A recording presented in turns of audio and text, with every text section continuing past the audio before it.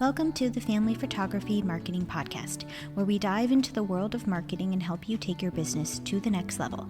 I'm your host, Fiona, a marketing expert with 10 years of experience in the family photography industry, and in each episode of this podcast, I'll be sharing my insights and strategies for successful marketing to help you navigate the ever-changing landscape of digital and traditional marketing techniques. So whether you're just starting out or looking to fine-tune your marketing approach, this podcast has something for you. So join me and let's get started. Hi friends, and welcome to the Family Photography Marketing Podcast. Today we will be talking about 3 easy marketing tricks that you can use on social media and within your marketing in general. The first thing we're going to be talking about is using patterns within your marketing. Oftentimes, it's kind of the overwhelm of what kind of content to post and when to post it that ends up keeping us quiet, not our lack of ideas or the things that we want to share. So if you choose a pattern that you're going to commit to when it comes to marketing, for example, let's say that you promised to yourself that you're going to create 1 reel and 2 carousel posts a week, and then maybe do 2 to 3 stories at minimum every day just to keep your stories going throughout the week, then you suddenly have a marketing pattern. The reason I like to do a reel and carousel post is because the data has shown that those 2 posts, those 2 types of content do better right now with whatever Instagram is doing with the algorithm. So I do like to market within the parameters of data, what is actually working, how we can best utilize the content that we're spending our time creating. Of course, you would then take this content that you create and spread it around multiple marketing channels. So it's not as though you're creating a pattern and putting in work to market just on one social media channel. The things that you create for Instagram, if that's your go-to first marketing source, could then go on Pinterest, could go in an email, could go on a blog post. But this pattern can kind of give you a foundation upon which you know what type of content you're creating and how often you're creating it. When it comes to stories, I want to share also a little trick that I've found, and I learned this from someone else last year or the year before, where if you let your stories die for a period of 24 hours, when you come back onto stories, you usually have your highest bump in engagement.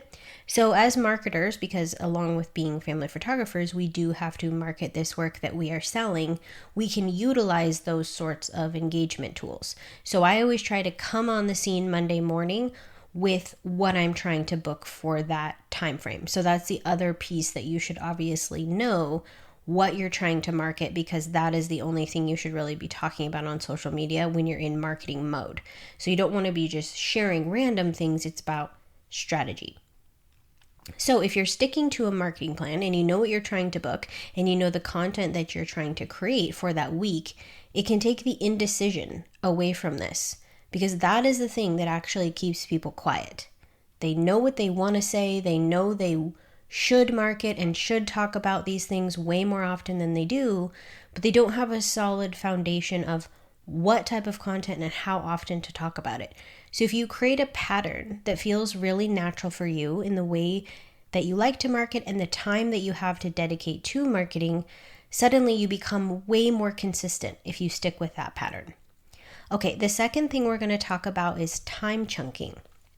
So this is where you kind of get to know yourself as a producer of things. And you want to be honest here. So you need to figure out how long you can be productive doing active tasks. And that will change depending on the type of active task you're doing. For example, I can edit sessions for about an hour and a half before I lose steam and I notice that I'm reaching for my phone, or I'm looking around the house to see what needs to be done, or I'm checking in with the next thing on my calendar because my brain is getting bored of that task. For editing, the amount of active time I can spend is shorter than the amount of time I can spend, for example, creating a content like a reel or a post. That is about 45 minutes. 45 minutes is really my best use time. So if I schedule something for shorter than that, it's likely that I'm not going to give myself enough time to get things done. And if I schedule myself, if I'm going to say I'm going to do marketing for 2 hours, I'll end up sabotaging the natural rhythm of my productivity because there's no way that I'm going to stay focused for that 2 hours unless I really, really, really get into the groove of something. So the first thing, again, going back to marketing on data, you need a little bit of data about your own brain. And if you can only operate in even shorter chunks than 45 minutes, that's okay. The point is to be honest about how much time you can actually spend.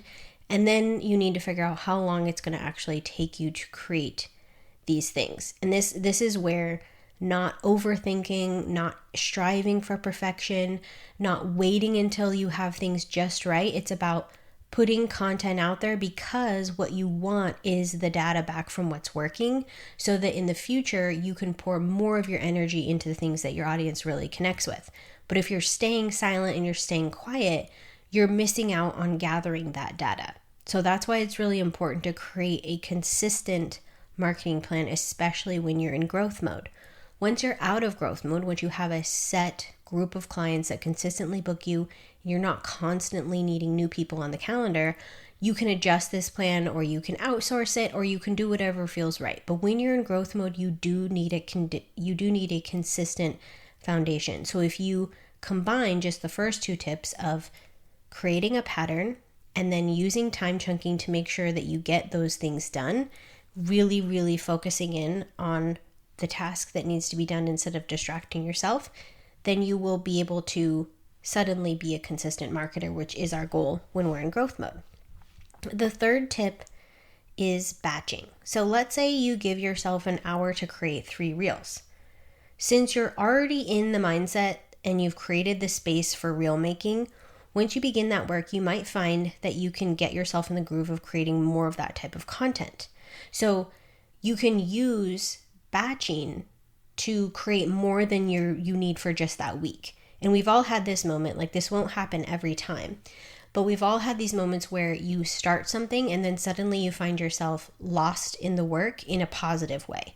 And if you find yourself in that way, then you can batch. So if you know you're going to want to create, and you don't have to overthink the reels part, because I do think that's what people are overthinking, because there's so many different types of reels, and there's reels that are viral that include dancing or have nothing to do with what is actually important for booking out your business.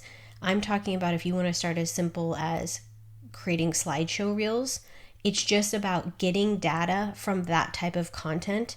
And we know that short form video is very powerful across many social platforms, including Pinterest, including TikTok, Facebook. Everybody likes short form video. And it is the way that these social media channels are training consumers to consume. So we can resist it and not be a part of it, which is totally fine, or we can market unemotionally and gather the data from those things. So if you're already in the mindset of creating reels, let's say you created your first one, the way that I do it is in Photoshop. So often if I'm already sitting at my computer, I already have my images open, I already have Photoshop open, I just created one reel, it's so easy if I can just move right on to creating the next reel as opposed to closing my computer and then starting again. Here's a common misconception that occurs when we talk about getting work done. And this came up I taught my marketing class over Zoom, which was so fun.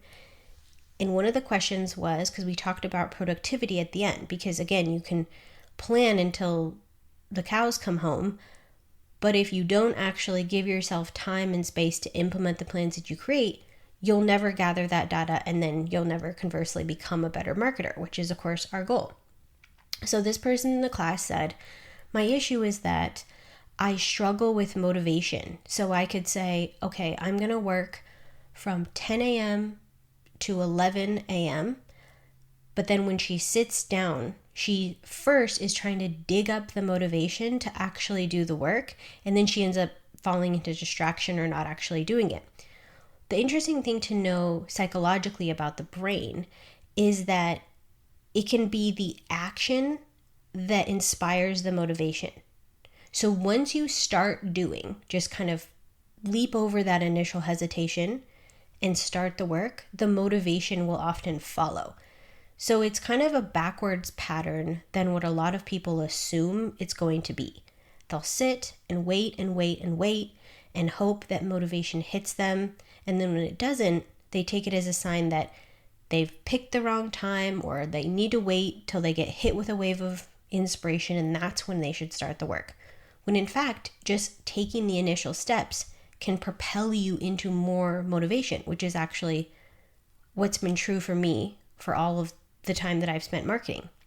Because there's many times where there's a lot of things that I would rather do, and that's true for a lot of the tasks that we have to do within this business. But once I get going, I kind of propel myself with more action as I go. So my brain realizes it actually feels really good to follow through on the promise that I made that I was going to do this work. And it feels really good to see the end result. Most brains really like that, really like to say, I'm going to make a reel, you sit down, you do the work, you produce a reel. That feels good. But that motivation may come halfway through that process, not necessarily at the beginning.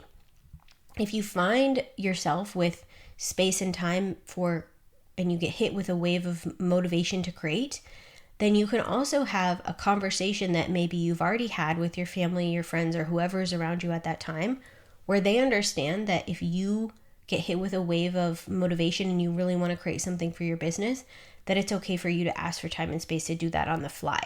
I've done that with my own business as well. Sorry if I sound a little out of breath. I had a little cold, and for some reason talking for a long period of time is making me run out of breath like I just ran a marathon, but I'm really just sitting in my closet. So those are the 3 tricks that I wanted to share with you today. I'm just going to go over them really quick. The first is patterning. So you can think about it as suddenly you know what type of content you want to create and where you're going to post it. So if you think about, you're suddenly filling in the gaps of indecision and not knowing with, okay, I'm going to commit to doing 1 reel, 2 carousel posts. Then you can further break that work down into, well, what do I need for each of those posts?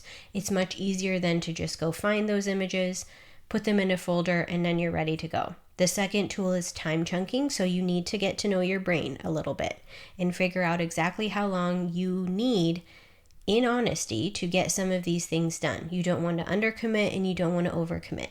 And we all know this about ourselves. Some people are super productive and they can work for 4-hour chunks at a time.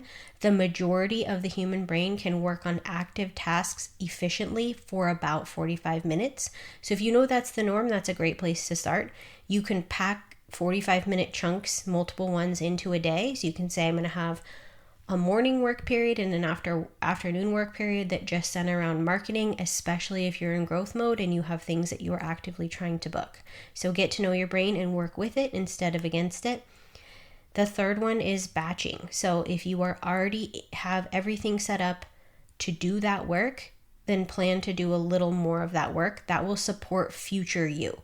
So if you know your pattern is 1 reel, 2 carousel posts a week, and in your time chunking you did 2 reels, then suddenly, or 3 reels for example, then suddenly you have almost all your reel content for the month done, which is so freeing and wonderful. And it also gives you time and space to think about how you're going to incorporate the short-term video that you created for your reels into other types of marketing, which is always what I encourage people to do. It makes me extremely nervous to see how many people have basically all of their eggs in the Instagram basket. That's not what we want.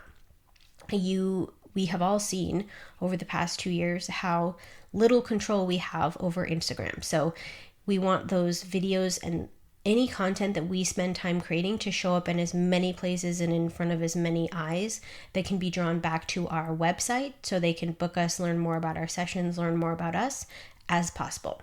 So this was a simple episode this week because of the silly cold I have. I'm going to do 1 more bonus episode on Friday that's going to be 2 real ideas. So this class is sponsored by my next online marketing class, which is going to take place on February 16th from 10 a.m. to noon. It was really fun the last time we did it. I feel like everyone walked away with a really good foundation of how to break their marketing up into actionable steps, which is what I wanted. So I hope you will join me then, and I will talk to you guys this Friday. Have a good week.